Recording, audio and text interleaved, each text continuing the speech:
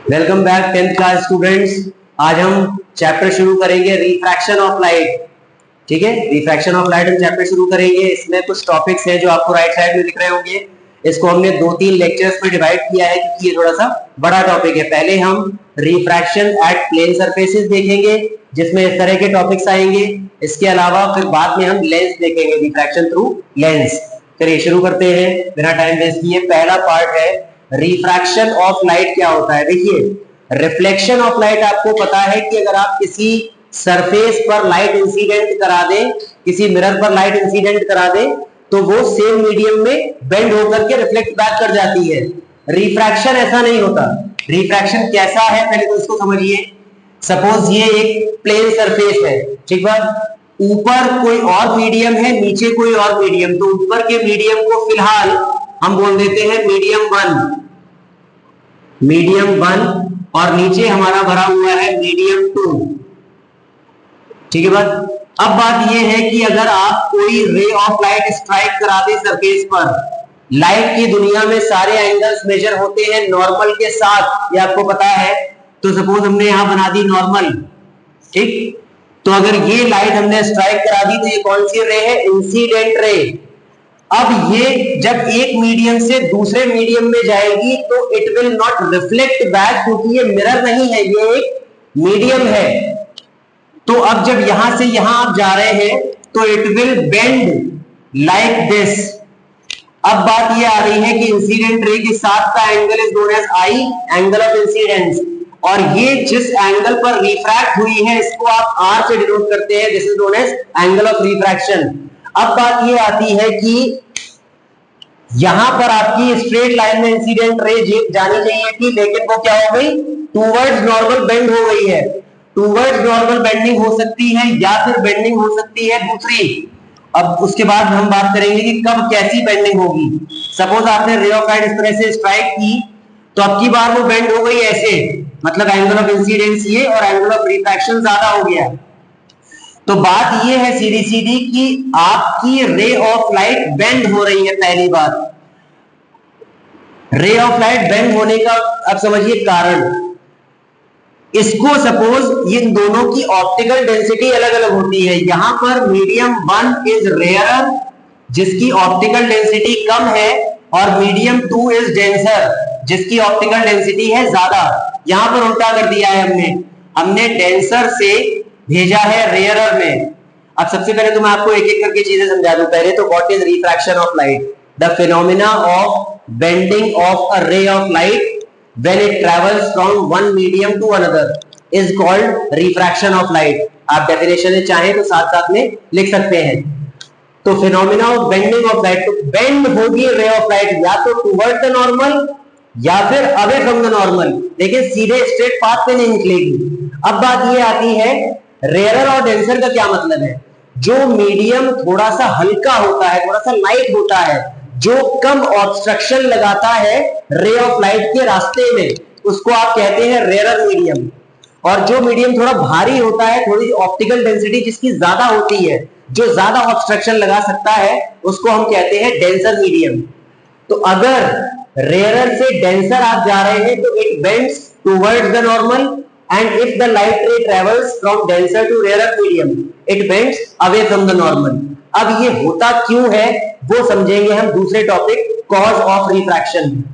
ये बेंडिंग हो रही है वो तो बात ठीक है, अब ये बेंडिंग क्यों हो रही है इसको समझिए आप। कॉज क्या है? तो कॉज होता है स्पीड ऑफ लाइट।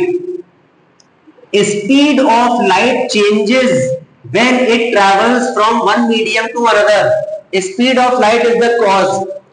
तो अगर रेयरर से डेंसर जब हम जाते हैं तो चूंकि ऑब्स्ट्रक्शन बढ़ा in the path of ray of light, तो रे ऑफ लाइट की स्पीड हो गई कम। और अगर आपकी स्पीड कम होती है, अगर रे ऑफ लाइट दिक्कत में है, तकलीफ में है, तो it will bend towards its home. और लाइट की दुनिया में रे ऑफ लाइट का घर होता है उसका नॉर्मल।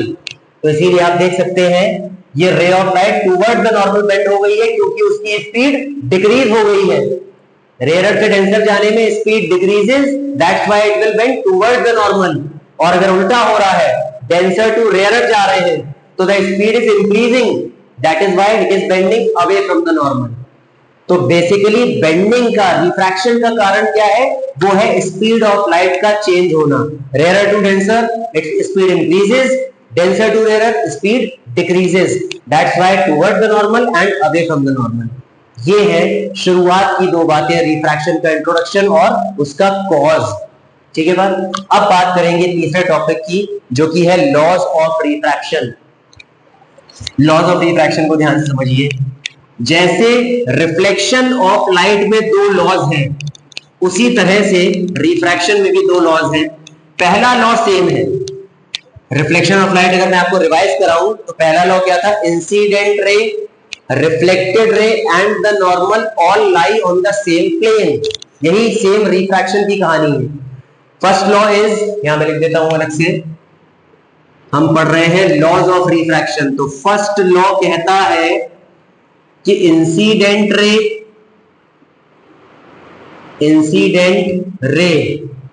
रिफ्रैक्टेड रे, अब रिफ्लेक्टेड तो होगी नहीं, तो refracted ray and the normal all lie on the same plane. तो सबकी सब सेम प्लेन पर लाई करेंगी। ये लॉ बिल्कुल सेम होता है जैसा रिफ्लेक्शन में होता है। दूसरा लॉ अलग है, दूसरे को ध्यान से समझिए। सेकेंड लॉ का नाम भी है, सेकेंड लॉ को कहते हैं आप स्नेल्स लॉ। स्नेल्स लॉ इसका अलग से नाम है, और ये होता क्या है ये समझिए। ये कहता है कि स्पीड ऑफ लाइट, इसका पहले तो मैं बता दूं सीधा सीधा, the ratio of sine of angle of incidence to the sine of angle of refraction is constant. Sine का मतलब SI GN वाला साइन नहीं, साइन कौन सा? ट्रिग्नोमेट्री वाला साइन, SI NE। तो ये लॉ ये कहता है कि sine of angle of incidence to the sine of angle of refraction is constant. ये है स्नेल्स लॉ। इसका मतलब क्या है ये समझिए थोड़ा सा। अगर हमने इंसिडेंट करा दी कोई भी लाइट किसी सर्टेन एंगल पर, तो ये हो गया I, और सपोज वो बेंड कर गई है अवे फ्रॉम द नॉर्मल कुछ ऐसे, तो ये हो गया R। इसका मतलब ये है कि ये रेशियो हमेशा कांस्टेंट रहेगा। मतलब अगर आप I बढ़ाएंगे तो R भी बढ़ जाएगा। कैसे? देखिए, अगर I हमने बढ़ाया, हम रे और इधर से ला रहे हैं ऐसे, I अगर बढ़ाया तो ये और उधर चली जाएगी रे कुछ ऐसे, तो R और ज्यादा हो जाएगा। तो if I increases, R will also increase। इसका मतलब the ratio of sin of angle of incidence to the sin of angle of refraction remains constant। और इसी चीज को, ये जो कांस्टेंट वैल्यू आती है, इसी चीज को आप म्यू से डिनोट करते हैं, where mu is known as the refractive index, जिसकी बात हमको अभी कुछ देर में करनी भी है। दिख रहा होगा आपको चौथा टॉपिक रिफ्रैक्टिव इंडेक्स के बारे में। तो ये जो कांस्टेंट वैल्यू आती है, ये हर किसी मीडियम की अलग अलग होती है, इसको आप बोलते हैं रिफ्रैक्टिव इंडेक्स। ये था आपका दूसरा लॉ, जिसको बोलते हैं स्नेल्स लॉ। अब हम तुरंत ही लगे हाथ बात करेंगे अपने चौथे टॉपिक की, जिसका नाम है रिफ्रैक्टिव इंडेक्स। इसको थोड़ा डिटेल में हम बात करेंगे यहाँ पर। रिफ्रैक्टिव इंडेक्स क्या होता है? सबसे पहले तो जैसे मैंने अभी बताया कि स्पीड चेंज होती है, और उसका कारण बताया कि स्पीड क्यों चेंज होती है, क्योंकि हर मीडियम की, देखिए एक बात समझिए, इलेक्ट्रिसिटी की दुनिया में हमने इतना समझा है कि हर तार की अपनी खास बात होती है, हर वायर की अपनी खास बात होती है, जो कि किस पर डिपेंड करती है? वो किस मटेरियल का बना है। तो मटेरियल की वजह से उसकी रेजिस्टिविटी कांस्टेंट रहती है, जो आप 10th क्लास में आगे पढ़ेंगे भी इलेक्ट्रिसिटी में। इसी तरह लाइट की दुनिया में हर मीडियम की एक अपनी ऑप्टिकल डेंसिटी होती है, जो ये तय करती है कि रे ऑफ लाइट उसमें से कितना तेज पास करेगी या कितना स्लो पास करेगी। That optical density of the medium is known as refractive index. तो पहली जो बेसिक डेफिनेशन रिफ्रैक्टिव इंडेक्स की है वो ये है, किताबी डेफिनेशन तो अभी मैं पढ़ाऊंगा। बेसिक डेफिनेशन है, it is the optical density of the medium. Optical density, सिर्फ डेंसिटी नहीं, ऑप्टिकल डेंसिटी का मतलब वो मीडियम ये तय करेगा कि उसके अंदर ऑब्स्ट्रक्शन लगाने की क्षमता कितनी है।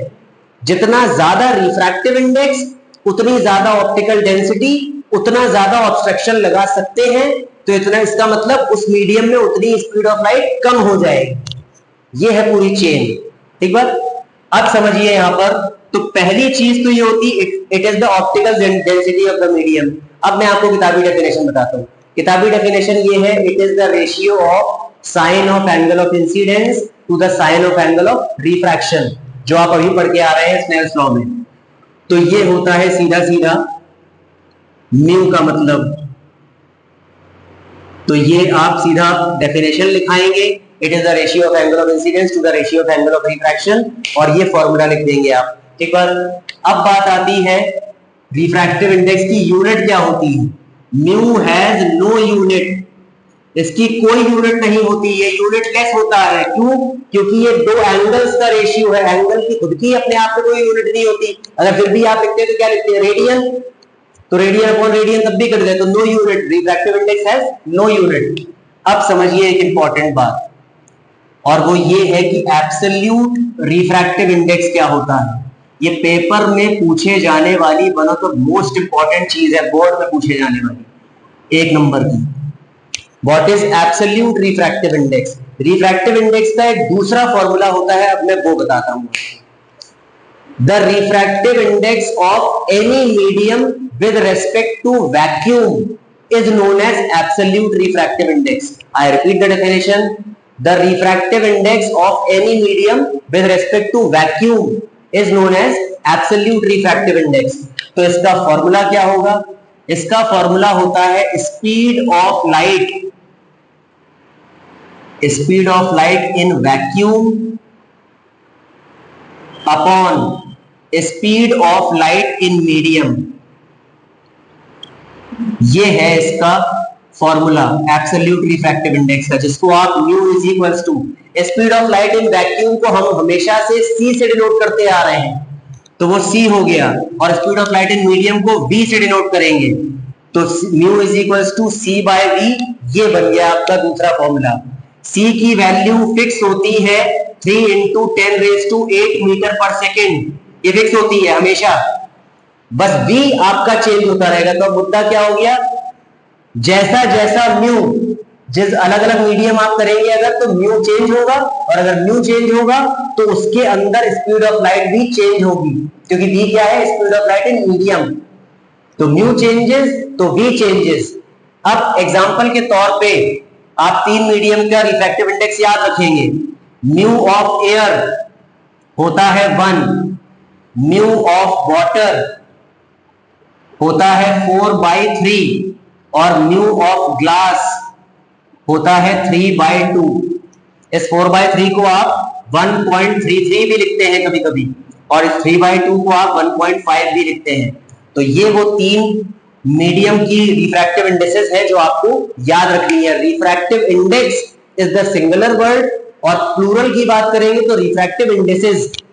ठीक है भाई, तो एयर की 1, वाटर की 1.33 और ग्लास की 1.5।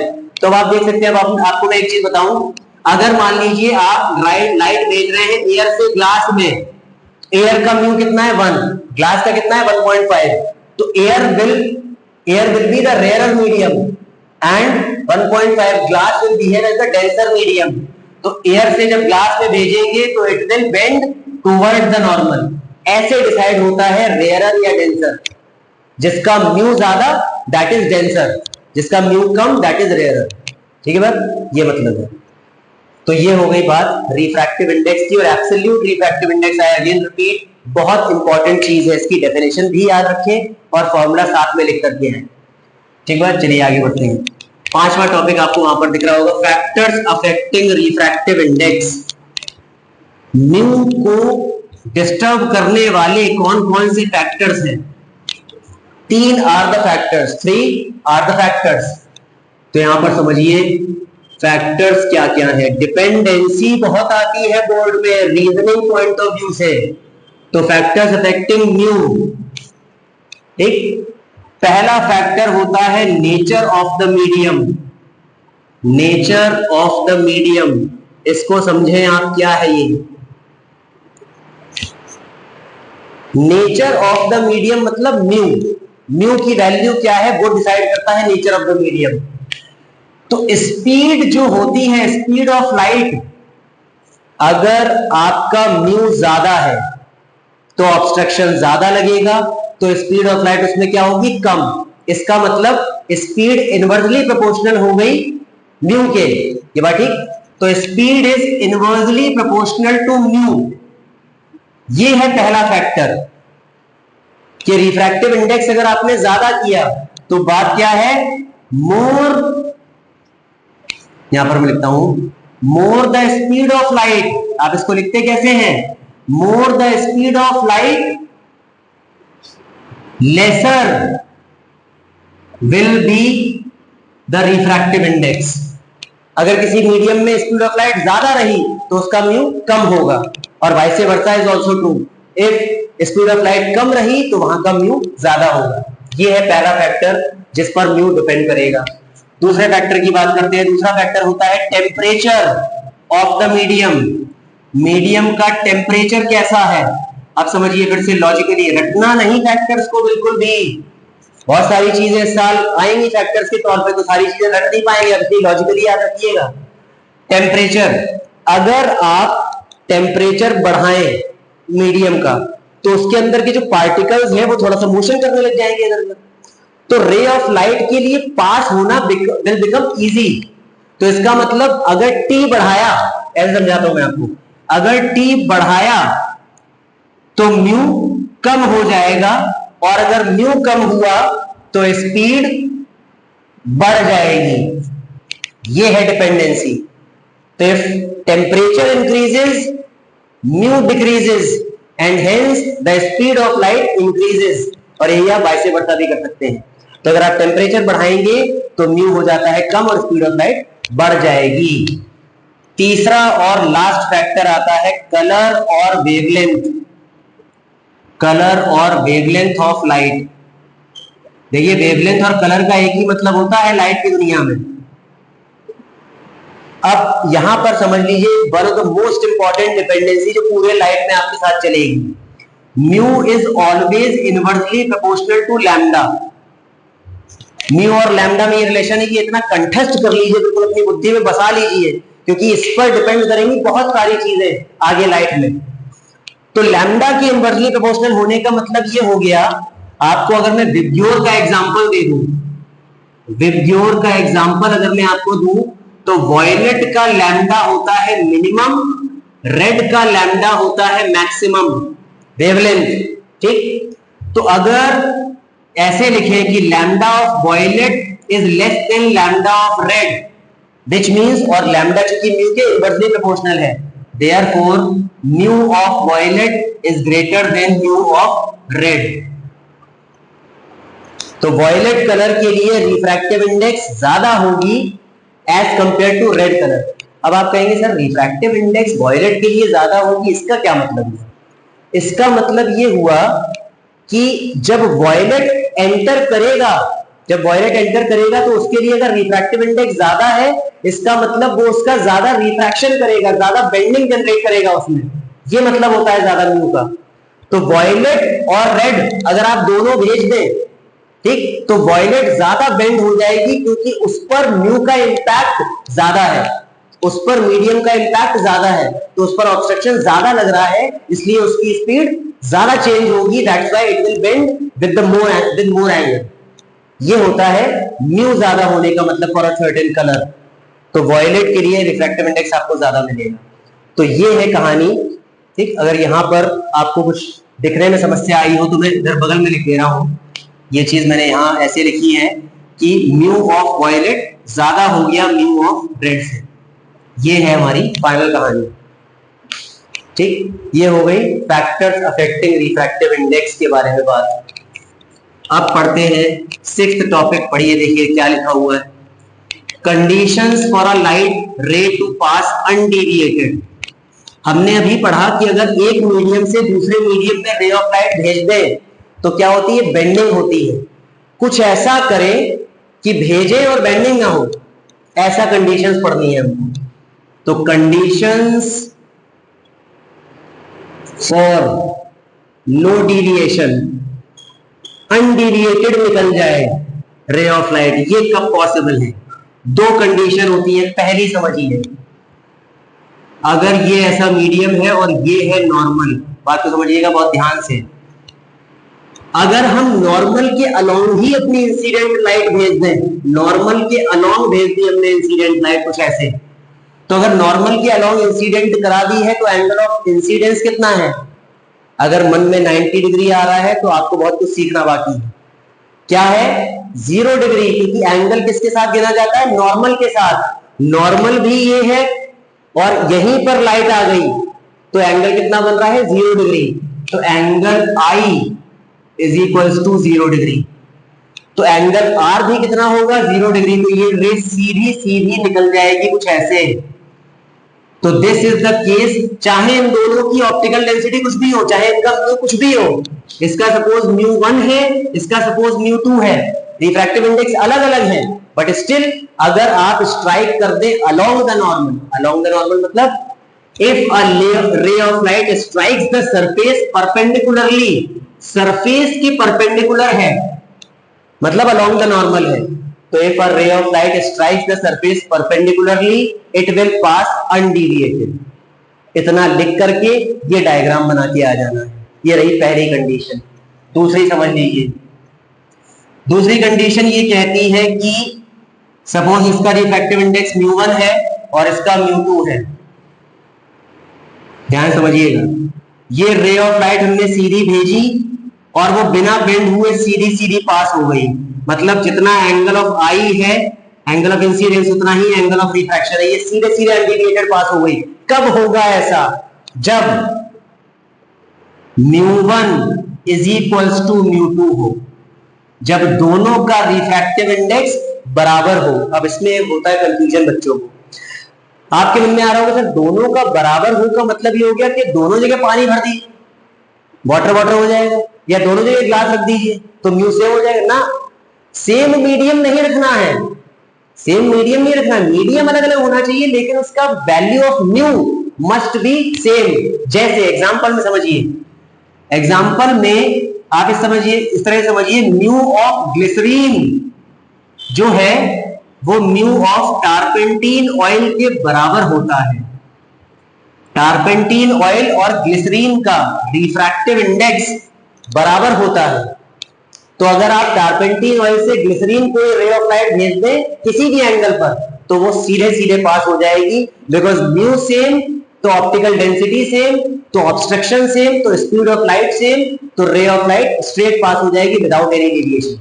ये है दूसरा इंपॉर्टेंट कंडीशन। यही दोनों कंडीशंस होती हैं sir, conditions for a light ray to pass undeviated पढ़ रहे हैं, तो या तो परपेंडिकुलरली स्ट्राइक करा दीजिए या फिर दोनों जो मीडियम रखी है आप ऊपर नीचे, दोनों की रिफ्रैक्टिव इंडेक्सेस की वैल्यू बराबर हो, तब आपको अनडिविएशन देखने को मिलता है।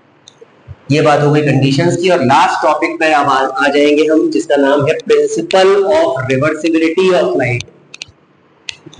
लाइट भर भर के आता है बोर्ड में, बहुत ज्यादा वेटेज है इसका, तो बहुत ध्यान से समझिएगा इसको। अब हम बात प्रिंसिपल ऑफ रिवर्सिबिलिटी की करेंगे।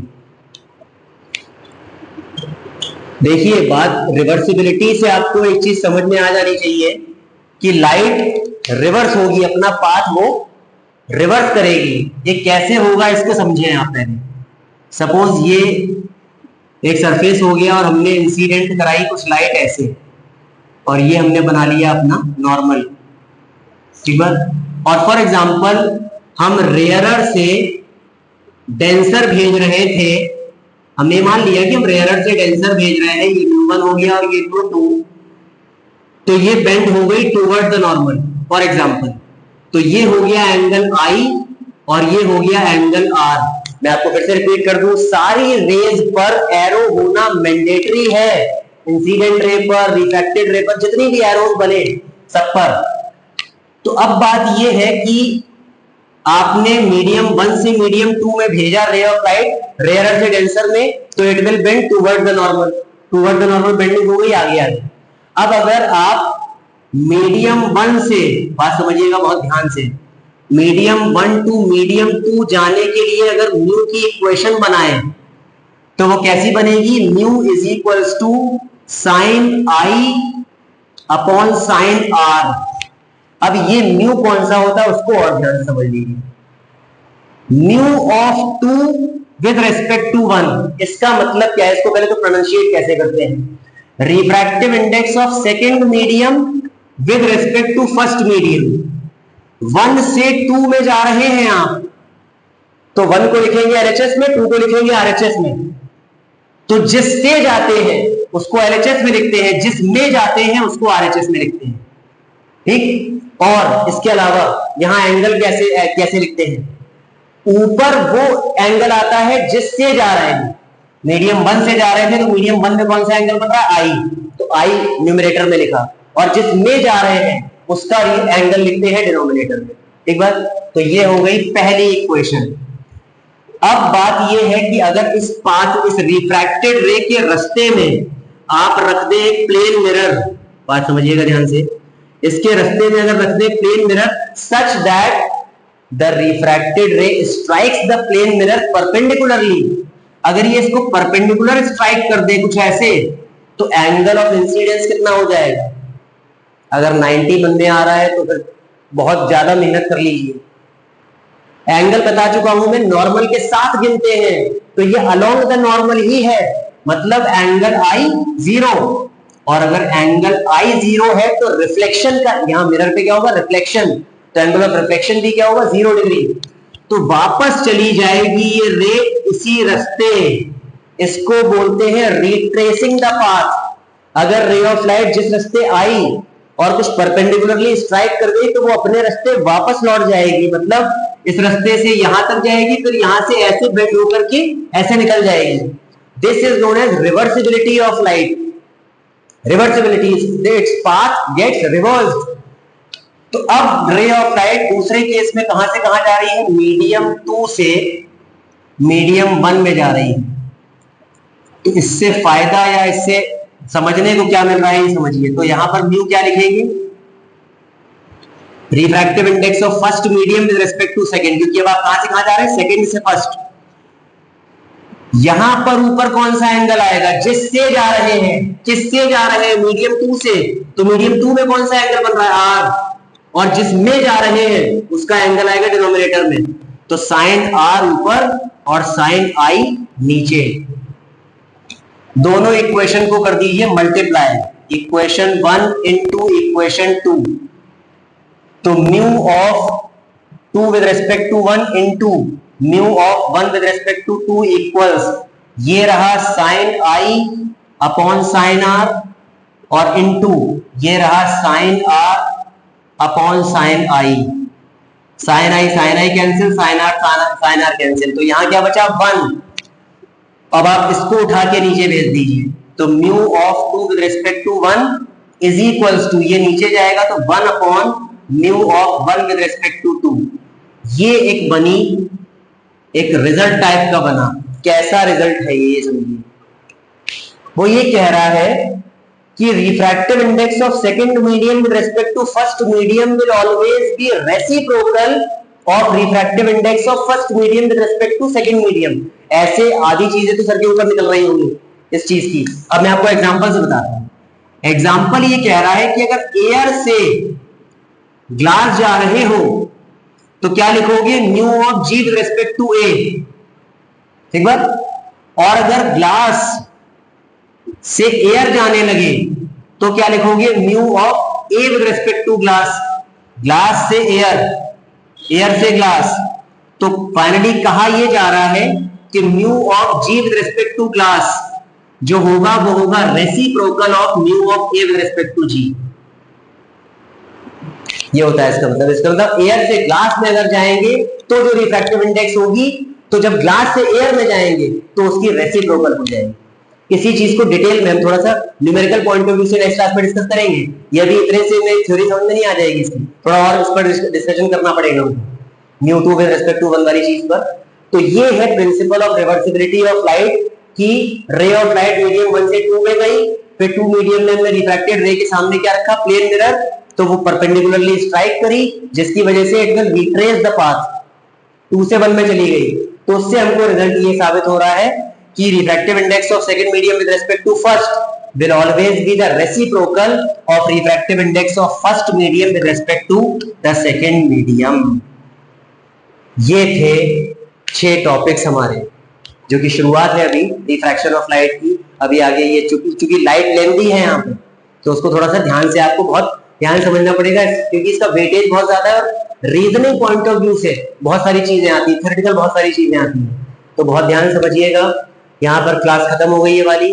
आप कमेंट सेक्शन में अपने जो भी डाउट्स हो, जो भी चीज आपको माइनर सी मेजर सी नहीं समझ में आई हो, वो बताइएगा। अब हम मिलेंगे नेक्स्ट क्लास में और इसी के आगे हम अपनी थ्योरी को कंटिन्यू करेंगे। हम पढ़ रहे हैं रिफ्रैक्शन एट प्लेन सरफेसेस और उसके बाद हम पढ़ेंगे रिफ्रैक्शन थ्रू लेंस। ये रिफ्रैक्शन का ही पार्ट है पूरा। ठीक बात, चलिए ध्यान रखिए अपना, खुश रहिए, बहुत मेहनत करते रहिए। मिलते हैं नेक्स्ट क्लास में। Good day.